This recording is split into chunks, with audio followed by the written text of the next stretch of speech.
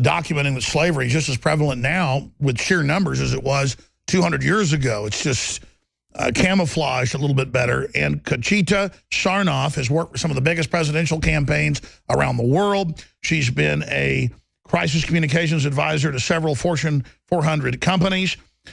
She comes very highly recommended by Victor Ostrowski, who helped publish her book, who's a Mossad whistleblower who we've had on as a guest, who exposed Mossad false flags, but also other government criminal activities. And he helped her. He's a best-selling author, publish her book. She's an investigative journalist who spent years trying to get it out, and it's finally been published. She also focuses in on Jeffrey Epstein, who is at the center of the pedophile island. So Traffic King is the book, and the website is Conchita Sarnoff, C-O-N-C-H-I-T-A, Sarnoff.com. And I'm going to tweet out at Real Alex Jones and also put a link to her on Facebook, because this is important. This is just a quick 25-minute interview or so, but we will have her back as an expert to drill more into this, because I don't cover modern slavery to lessen the horrible transatlantic slave trade that killed millions of people, tens of millions of people, enslaved hundreds of millions in the aggregate, or the Arab slave trade that was even bigger, or the Roman slave trade, or the Chinese slave trade. I mean, every culture's done it. Doesn't mean it's good. We as a culture said, this is a bad contract. We don't like this. We're not doing this.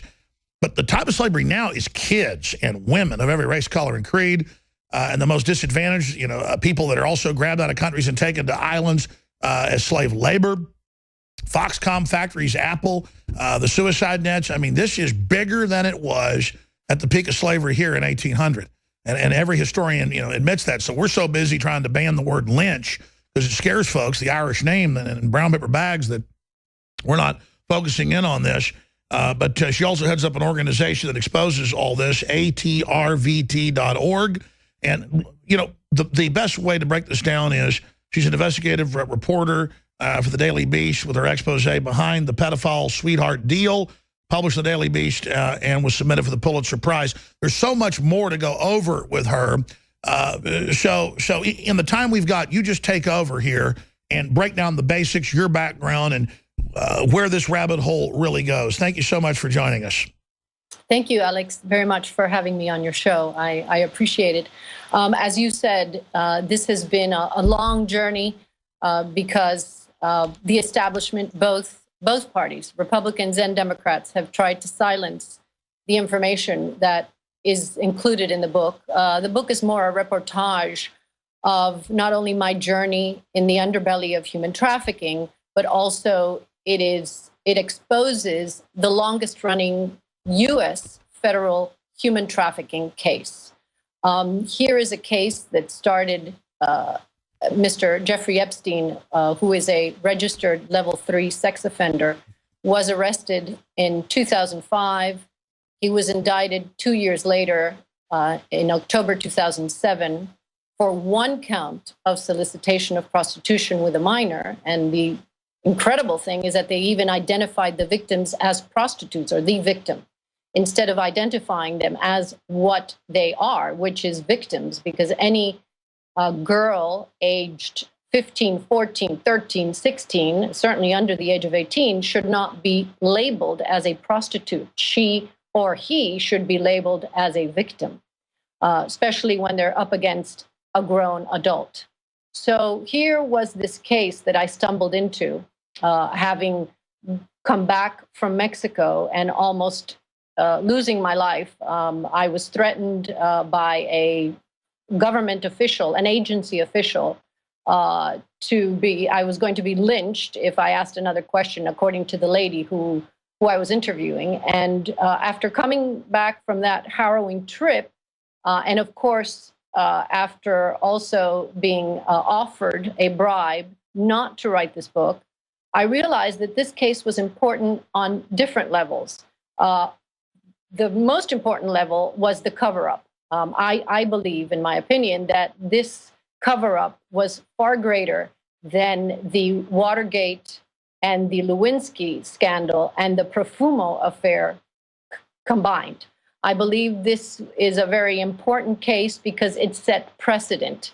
The reason it has set precedent, Alex, is because we have several cases human trafficking cases in the state of Florida that have tried to use the Epstein defense as their defense in order not to go to jail and in order to get less time. There's one particular case today. The defendant's name, ironically, is Archangel Michael Hernandez. He's a Hispanic male. He's clearly not rich. And in his defense, his attorney, Joel DeFabio, also from Miami, his defense claimed that because he was a poor Latino and not friendly with our former President Bill Clinton, he is now looking at 8 to 10 years for some of the similar charges that Mr. Epstein was charged with. So here you have a case, how many years later, 2016, going back and using a 2007 defense. And that's why I thought this case, one of the reasons why this case was so important is because it now has set precedent. Sure, them only giving Epstein a slap on the wrist when he's bringing all these presidents and world leaders out to Pedophile Island with girls as young as, 10 years old. This is creating a precedent to give a slap on the wrist. And listen, I'm a libertarian. I don't approve of a lot of the stuff going on, but if it's consensual and it's adults, leave it alone. I mean, I'm not for drugs, but I'm for decriminalization. I'm not for prostitution, but I'm for decriminalization. But when you involve minors, I want to come down hard on folks. But it seems like with the Catholic Church or Boys Town or Penn State, when you got high government officials involved, it gets covered up because this is, just a crime too big to be prosecuted. And so it's just amazing. I mean, how deep does this rabbit hole go? For folks that don't know, talk about some of the stuff, how young these children are, some of the numbers we're talking about here, how big this trafficking is.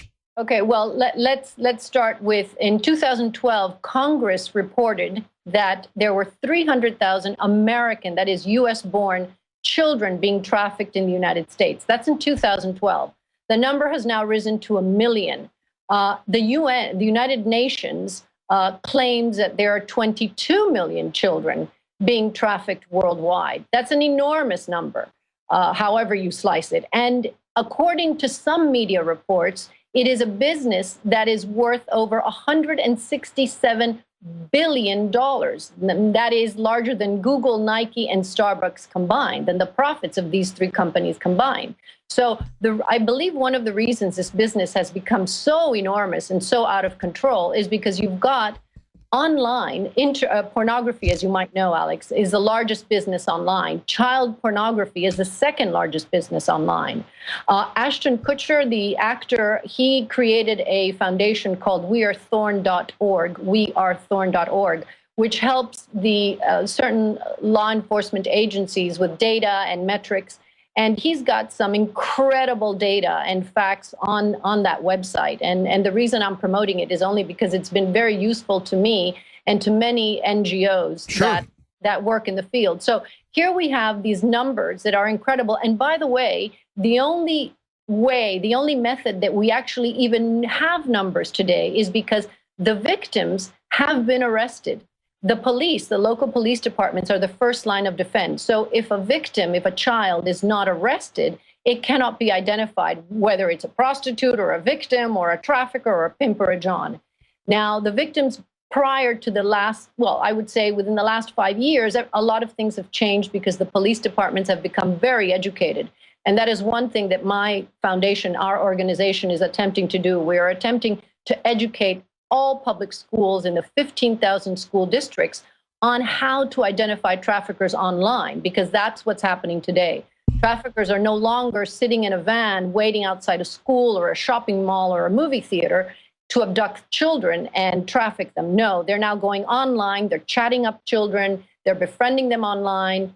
So this has absolutely, and I've got 2 daughters that are young and a son, and that's why I won't let them on the internet by themselves, is because there are these predators posing in there. And I've seen, just reading the news every day for years, a pattern where it's almost always local cops, not that they're perfect, but on average less corrupt, that are actually busting the pedophiles. And so many times it's national deputy directors of Homeland Security, top FBI. And from my research, there's almost like pedophile clubs that are taking over government, just like the Catholic Church, to protect themselves and operate. And that's why they're trying to federalize local police so that they can't bust up these networks. But what I've said, does that mesh at any level with what your research has found?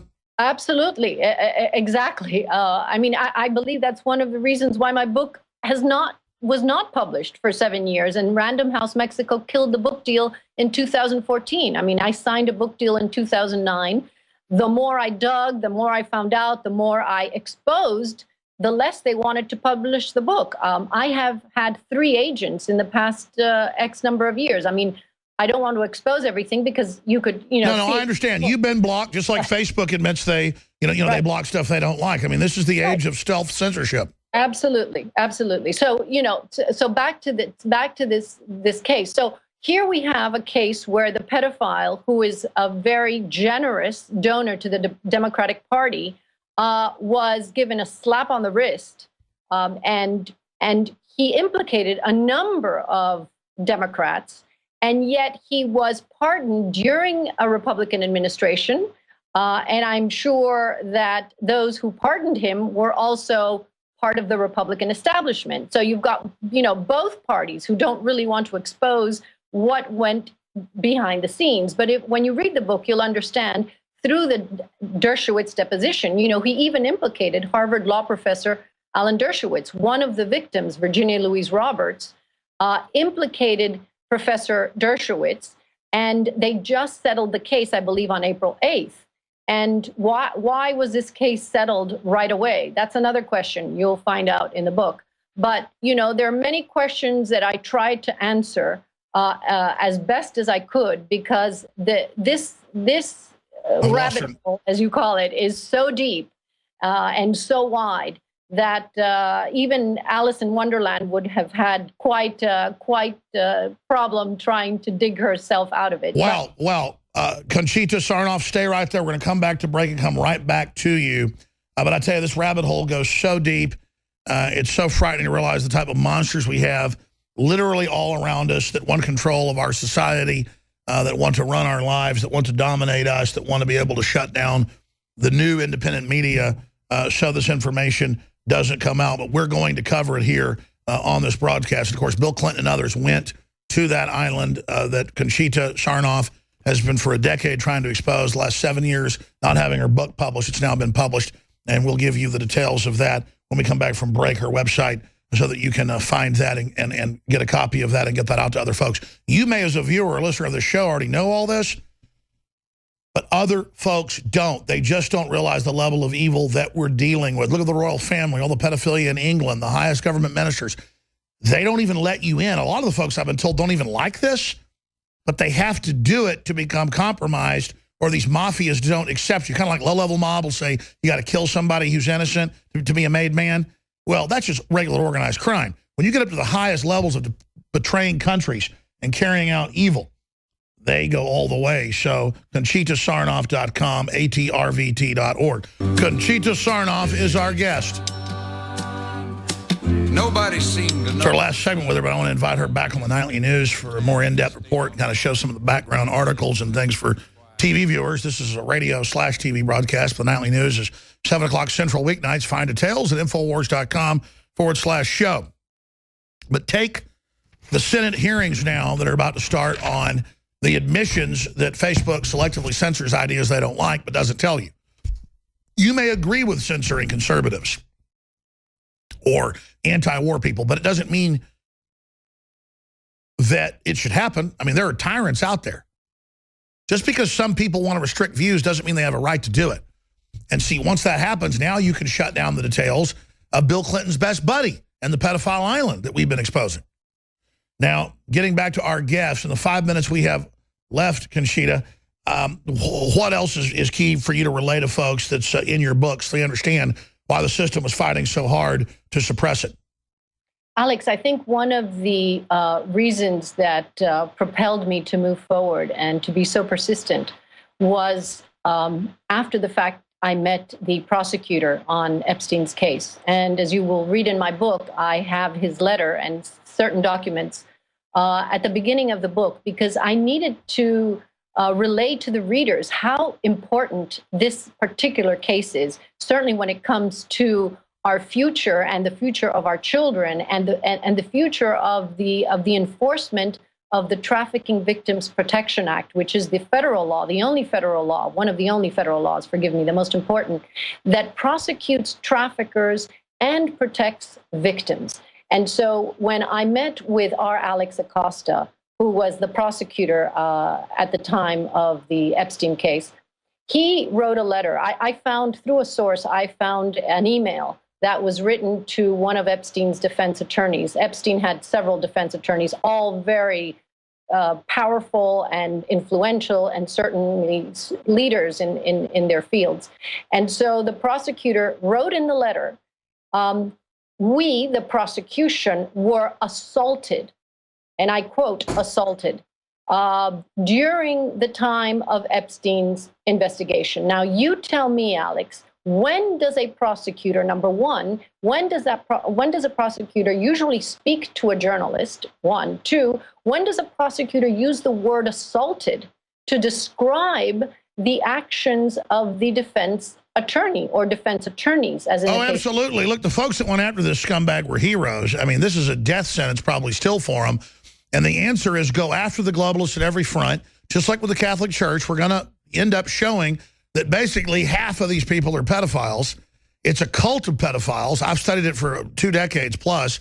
I couldn't believe it when insiders told me 20 years ago. But, man, I tell you, it is just totally sick, totally evil, and it describes all the tyranny we see. I mean, look at this article here out of CNN. Vietnamese girls, we're talking young girls, smuggled into China and sold as child bribes. Little kids, like 5, 6, 7 years old. Teacher to be prosecuted for calling Muhammad child molester. Breitbart. I mean, all she said was that, the Quran was saying you go after 12 and 11-year-olds. So there's almost like a normalization. You talk about the UN. Some of the UN exposes it, but the UN's also been caught in its own trafficking. UN peacekeepers, DynCorp, Halliburton. We've got all that going on. We got NAMBLA trying to get recognized. I mean, there seems to be this whole hidden agenda. What's your view on that? Yes, I totally agree with you. I mean, I find this confounding. I find the issue of human trafficking confounding in 2016. Number one, because I, like most Americans, believe that slavery, and this is simply child sex trafficking, is a form of... Hold on, do 5 more minutes with our investigative journalists, Joe Biggs and Wayne Madsen. 2 days after Scalia was dead, we're down there with David Knight and everybody else, our great crew, at that secretive 20,000-acre ranch on the border. And every hallway was just lined with devil masks, weird murals of children being eaten by devils, little beds outside the rooms, all this weird stuff. And Wayne Madsen and Biggs said, this looks like Bohemian Grove. This looks like, some type of real perv stuff. This looks like a secret society. And then it came on the Washington Post a month later, I guess to get ahead of us. They went, yeah, it's a secret society for Bohemian Grove meeting. No big deal. So all I'm telling you is, man, we're in a lot of trouble. And there's a lot of freaks in control. And you hear about the psychopath that kills people on his own getting in trouble, but the high-level ones, they just run the show. And this rabbit hole, I remember having John DeCamp, former state senator, former CIA Black Ops commander in Vietnam on, and he doesn't really come on anymore. He's gotten pretty old, has some health issues. I'll just leave it at that. He wrote The Franklin Cover-Up. Most of what's in that book later came out. And he was on air like 15 years ago going, in Boys Town. And then I tell you, Penn State, they sell the kids out to the football program and rape them. And I took him off air. And then it all came out and was true. And, I mean, it's just those of us that aren't attracted to children and aren't attracted to Satanism, we just don't get it. Finishing up with our guest, this is really a hard subject to talk about. Ms. Sarnoff, again, has written the book. It's available on her website, ConchitaSarnoff.com or atrvt.org. We only got a few minutes left. This segment's over, but dealing with the rabbit hole, your research, is it a cult? Is it a larger group? Or is it groups of people that take over institutions?